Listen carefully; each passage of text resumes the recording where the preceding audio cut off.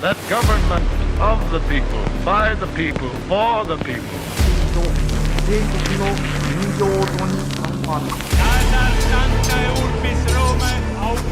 Да здравствует мир между народами. Урд минь Монголын уудам хад, хойно минь Монголын хүчрхэг их мордчлог байваа. Тэгэхээр 21-р зуунд альва нэг улс үндэстэн өөр бусад улсын дотоод асуудалд нөлөөлөхдөө дан ганц эдийн засаг эсвэл аюулгүй байдлын шалтгаануудаас гадна хэд соёл тухайн үндэстний ард түмний онцлог сэтгэл зүйдээр тулгуурласан зөөлөн хүчний бодлогыг урьд урьдаас илүүтэйгээр ашиглах болоод байгаа. Тэгвэл эдгээр зөөлөн хүчний бодлогууд дундаас манай улсад бол хамгийн ойрхон буюу манад маш ихээр нөлөөлөх магадлал өндөртэй байгаа. Ийм зөөлөн хүчний нэгэн үзэгдэл бол Турк улсын зүгээс хэрэгжүүлж буй пан-тюркизм үзэл гэж хэлж шууд болох юм аа. Сүүлийн 10-аад жилийн турш дэлхийд дахина Тургийн ертөнц хэмээх ойлголт маш хүчтэй түгэн дэлгэрэх болж олон улсын тавцанд бие даасан геополитикийн субъект болон төлөвшөж байгаа юм. Энэ ч утгаараа зарим талаараа пан-турк үзэл гэх ойлголт нь инхийн уриалга түрэг угсаатнуудын эв нэгдлийн бэлэг тэмдэг мэт харагдах боловч яг үнэндээ Турк улсын зүгээс хийж буй геополитикийн төлөвтийн зөөлөн хэлбэр байж магадгүй гэх хэрэгцээ давхар хүчээ аваад байгаа.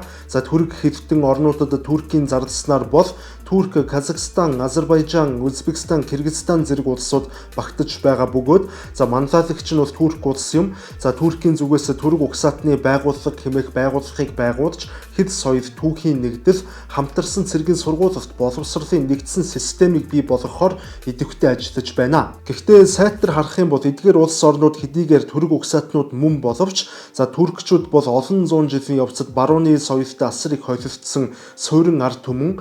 Харин Казахстан зэрэг орнууд нь бол Алтайн Төв Азийн нүүдэлчин уламжтай хадгалсан ондоо ялгаатай ард түмэн юм.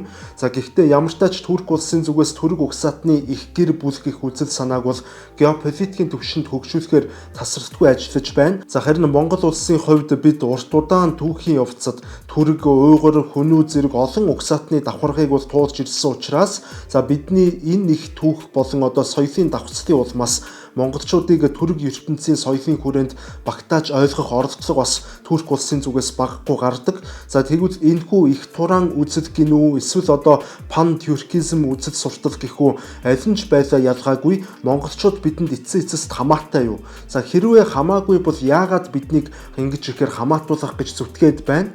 Ингэхэд ер нь Турк улс яагаад бүх түрэг үндэстний нэгдмэл байдлыг шинээр дахин бий болгох гэж улаарад байна вэ? Өнөөдрийн дугаараар эдгээр сэдвүүдийн хүрээнд ерөнхийдөө дэлгэрэнгүй сайхан ярилцах болно. Тэгэхээр гол сэдвтэ орохоос өмнө та бүхэндээ хамтран ажиллагч байгууллага болох Авторгын хууль зүйн товчоогоо танилцуулж байна. Хэрвээ танд болон таны аж ахуй нэгж компанид ямар нэгэн байдлаар хууль эрх зүйн зөвлөмж туслалцаа хэрэг болвол Авторганд хандаарай. Тэгэхээр пан гэдэг бол бүх нийт гэсэн утга санааг илэрхийлдэг грек гаралтай үг юм. Харин тюрк гэдэг нь нийт түрэг угсаатныг шууд илэрхийлсэн нэршил. Иймээс пан-тюрк гэдэг нь бол бүх түрэг угсаатныг хэлж байна гэсэн үг. Иймээс энэ үзэл санаа нь бүх түрэг угсаатныг нэг хэд соёлын орон зайд нэгтгэж цаашлаад нэгдсэн нэгдмэл төр улс эдийн засгийн томоохон нэгдмэл хүчийг бий болгон төлөвшүүлэх үзэл суртал гэж хэлж болно. Энэхүү үзэл санаа анх 19-р зууны сүүл үеэр Оросын эзэнт гүрний харьяанд байсан түрэг хэлт ард түмнүүдийн дунд бол үүссэн ойлголт юм. Тухайн үед Оросын хаант улсын мэдэлд байсан Кримийн татар гаралтай Сэхэтэн Исмаил Гаспарави хамгийн анх пан-тюркизм үзэл санааг бол гаргаж түрэг хэлтний нэгдмэл бичгийн хэлийг бол бий болгохоор зориж байсан түүхтэй. Мөн тухайн үед Османы эзэнт гүрний философч үндэсрэг үзэлтэн Зия Гепалк хэмээх хүн түрэг үндэстний ухамсар соёлын онолыг бол боловсруулан гаргасан байдаг. Тэрээр Османы эзэнт гүрэн нуран унсны дараагаар түрэг угсаатны нэгдсэн улс байгуулах ёстой гэх байр суурьтай байсан нэг. Улмаар 20-р зууны ихэнх үе буюу Османы эзэнт гүрэн задрахын өмнөх он жилүүдэд Османы нийгмийн доторх хамгийн сүүлчийн элитүүд буюу хамгийн сүүлчийн Сэхэтэн ангийнхан бүгд шахуу түрэг угсаатны үндэсний үзлийг бол дэмжиж Тургийн улсыг сэргээн байгуулах хөтөлбөрийг бол дэвшүүлж байсан гэдэг. гэвч харамсалтай нь тэдний хүслээр хувь тавилан өрнөөгүй. Тэгвэл одоо яг юу болоод байна вэ гэвэл Османы суурин дээр байгуулагдсан Турк улсад энэхүү түрэг угсаатны үндэсний үзэл шууд оюун санаанд нь бол хадгалагдсан үлдсэн болох нь бол маш тодорхой харагдаж байна. Туркийн зүгээс өнөөдөр соёлын интеграц боловсрал дипломат харилцаагаараа бол Тургийн ертөнцийг нэгтгэхийг бол ирмэлцэж байгааг дэлхийн нийтээрээ харж байна. Мөн Турк улс нь бол түрэг угсаатны байгууллагыг байгуулж Казахстан, Азербайджан, Киргиз, Өзбекстан зэрэг орнууд одоо энэхүү байгууллагад бол гишүүнээр эзэлсэд байгаа юм. Тэд хамтарсан адил төрлийн түүх, сурах, бичиг, боловсролын хөтөлбөрийг бол бий болгох, хамтарсан цэргийн ажиллагаа явуулж, эдийн засгийн нэгдмэл коридор, логистикийн одоо сүлжээг хөгжүүлж, ер нь бол түрэг угсаатнуудын дундах одоо нэгдмэл онцлог байдал буюу ондоошлыг бий болгохоор хичээж байна гэж хэлж болно. Гэхдээ олон улсын зүгээс энэ асуудалд ер нь бас нийтэд болгоомжтой ажигласан байр суурьтай хандж байгаа юм. Ялангуяа Оросын холбооны улс бүгд найрамдах хятад ард улсын зүгээс Туркийн энэхүү үйлдэлийг зөөлөн хүчний стратеги гэж шууд дүгнэж байгаа. Энэхүү пан-тюркизм үзэл санаа хит хүчээ авбал Орос хятад хоёрын дотор орших Уйгур, Татар, Башкир гэх мэт түрэг угсаатнуудын үндэсний үзлийг өдөөж болцсошгүй юм. Гэхдээ энэ үзэл санаа нь яг ч бас бодит байдал дээр шууд амжилт олох магадлал бас тийм өндөр биш байгаа. Учир нь түрэг хэв дард түмнүүдийн соёл, хэв, шашин, түүх бол өөр хоорондоо маш ялгаатай учраас бодит байдал дээр оюун санааны интеграц хийх нь бол маш хэцүү байх нь мэдээж. Мөн пан-тюркизм үзэл санаа зарим талаараа пан-исламизм буюу шашны хэд үнцэрхэг үзэлтэй холигдож ойлгогдсноор бүс нутгийн улс орнуудын дотор бас тогтворгүй байдал үүсгэх эрсдэлтэй харагдаж байгаа юм а. Түүнчлэн Турк улсын зүгээс манай Монгол улсыг бол ах トゥ үндэстэн түүхэн холбоотон гэх мэтээр бол иймэрхүү хандлага маш их гаргадаг. Гэвч үнэн хэрэгтээ бол Монгол үндэстэн бол түрэг угсаатнаас өөр угсаа гаргалтай туураг тусгаар үндэстэн учраас пан-тюркизм үзэл санаанд шууд хамаарагдах ямар ч тийм түүхэн үндэслэл байхгүй гэж хэлж болно.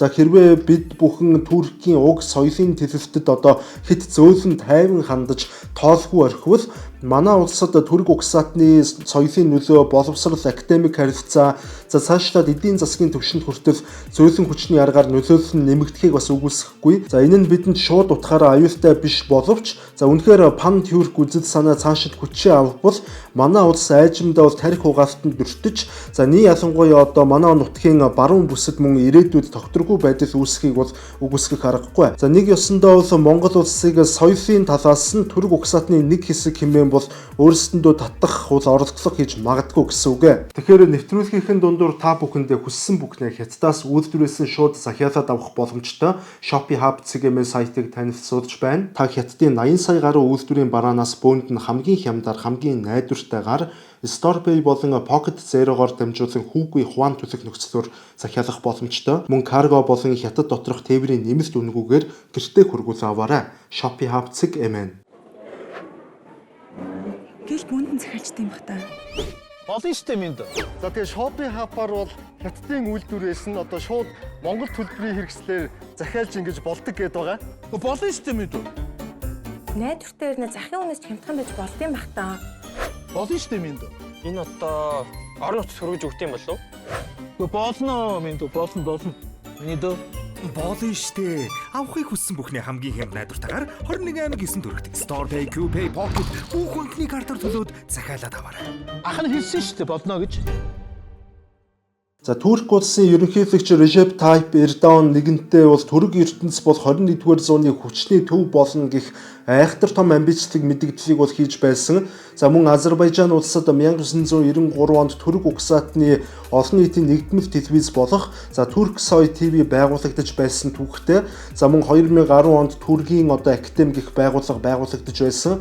Энэхүү академи нь түрэг түүх, хэв соёлын төв болон хувирсан юм. Уг байгууллага нь эрдэм шинжилгээний хурал, хэвний стандарт, үсгийн нэгдэл зэрэг асуудлаар судалдаг. Сүүлийн үед харин Монгол, Сибирь, Төв Азийн түүхийг Түргийн түүх түүхтэй нэгтгэж за төргийн түүхийн одоо хүрээнд багтаан судлах ажлуудыг бол нэлээд хийх болсон харагддаг. За үүнээс гадна эдгээр улсууд түрэг залуучуудын боловсролын системийг мөн давхар маш эрчимтэй хөгжүүлж байна. За тэд түрэг хэлт орнуудын оюутан солилцооны хөтөлбөрүүдийг хэрэгжүүлж байна. За түрэг хэлний төвшин тогтоох шалгалтын нэгдсэн системийг боловсруулж байна. За мөн залуучуудад зориулсан эрдэв форум болон аппликейшнуудыг давхар бол хөгжүүлж байгаа юм. За ингэснээр ирээдүйд түрэг үндэсний нэгдлийг одоо залуусын сэтгэл зүйд бий болгох маш том зорилго агуулж байна гэж харагдаж байгаа юм. За мөн цэрэг стратегийн салбартаас маш дотн хамтарч эхлээд байгаа.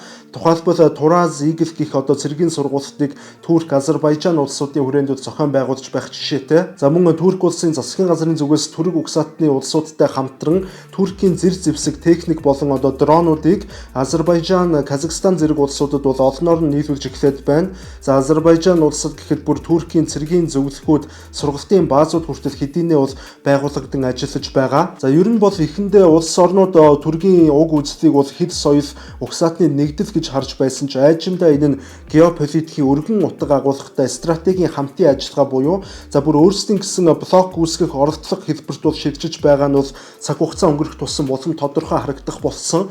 За түрэг ертөнц нь өөрөө стратегийн байршлын хувьд Евразийн зангилаан дээр оршдог. За иймээс Зүүн Азийг Европтой холбох гол коридор болох за Транскаспийн коридор нь бол түргийн ертөнцөөр дайран өнгөрдөг гэсэн үг. За мөн түргийн блок хүчирхэгжиж чадвал Орос хятадын бүс нутаг дахь одоо нөлөөг тэнцвэржүүлэх өндөр ач холбогдолтой юм. Цаашилбал исламын ертөнц болон Төв Азийн хүчний сэргэлтийг нэгтгэх томоохон хөшүүрэгч болох боломжтой. За тэгвэл түрүүн хэлсэнчлэн Оросын холбооны улсын хувьд угаасаа пан түрк үзэлт бол маш дургүй байгаа. За Оросын дотоодын одоо түрэг угсаатны дотор үндэсний үзэл дэлгэрүүлэхээс эхлээд бол маш олон шалтгаан бий. За мөн 2020 онд Азербайджан, Армени улсуудын хооронд уулын Карабахын төлөөх дайн дэгдсэнийг та бүхэн санаж байгаа байх. За энэхүү дайнд Турк улс Азербайджаныг бол шууд дэмжсэн. Туркийн дронууд Армени зэвсэг хүчнүүдийг бол агаараас тун амархан устгаж байгааг Москвагийн зүгээс бол маш сайн анзаарсан. За иймээс Орос улс тэр дороо бол пан түрк үзлийн эсрэг байр суурьтай болон хувирсан байдаг. За харин Хятадын хувьд Шинжаан дахь уйгуруудын асуудал бол Хятадын улаан шугам болж байгаа гэж хэлж болно. Пан түрк үзэл хүчтэй дэлгэрвэл за исламын хэд даврагч салан тусгаарлах хөдөлгөөнүүд хүчээ авч Шинжаан буюу одоо шинэ хязгаарын нутагт зүүн Туркменстан улс байгуулагдах тэмцэл өрнөх бол эзэстэл нэмэгдэнэ гэсэн үг. За энэ бүх одоо гадны хөрш буюу одоо бүс нутгийн улсуудын зүгээс нөлөөлөх хүчин зүйлсээс гадна за пан түрк үзлийн одоо улсуудын дотор бас зөрчил байгааг бол нуух аргагүй. За тухайлбал Азербайджан бол одоо исламын шиит урсгалтай. Гэтэл Турк, Киргиз, Казахстан зэрэг улсууд нь сүннит урсгалыг бол баримталдаг.